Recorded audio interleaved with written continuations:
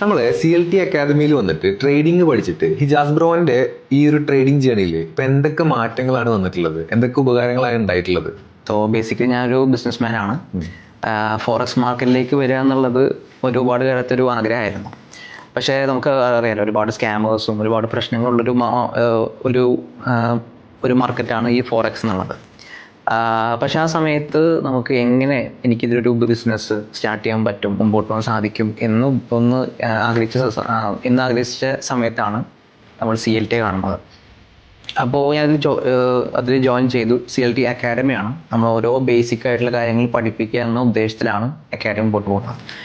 അപ്പോൾ സ്റ്റാർട്ട് ചെയ്ത് ഫസ്റ്റ് നമ്മുടെ സെഷൻസ് മുതൽ തന്നെ നമ്മൾ പഠിപ്പിക്കുന്ന കാര്യം റിസ്ക് മാനേജ്മെൻ്റ് ആണ്. റിസ്ക് മാനേജ്മെൻറ്റും ഒപ്പം തന്നെ നമ്മുടെ അതെ സൈക്കോളജി. അപ്പോൾ ഒരു ട്രേഡറിന് നിർബന്ധമായി ഉണ്ടാവേണ്ട 2 കാര്യങ്ങളാണത്. അപ്പോൾ ഇത് എനിക്കൊരു അട്രാക്ഷൻ തോന്നി. കാരണം ബാക്കി സ്ഥലങ്ങളിലൊന്നും അതെല്ലാവരും അങ്ങനെ ഫോക്കസ് ചെയ്ത് പറയുന്ന കാര്യമല്ല. അപ്പോൾ അതുകൊണ്ട് തന്നെ CLT എന്തുകൊണ്ടും ഒരു സ്പെഷ്യൽ ആയിട്ടുള്ള അക്കാഡമിയാണെന്ന് എനിക്ക് മനസ്സിലായി. സോ അതുകൊണ്ട് ഞാനൊരു മെത്തേഡ് ഫോളോ ചെയ്തു. എൻ്റെ ബിസിനസ് ആ രീതിയിലൊക്കെ കറക്റ്റായിട്ട് മുമ്പോട്ട് പോകുന്നുണ്ട്. നമ്മൾ മുമ്പോട്ട് പോകുന്ന സമയത്തും CLTയുടെ ഒപ്പം തന്നെ മുമ്പോട്ട് തന്നെ ഉദ്ദേശിക്കുന്നു.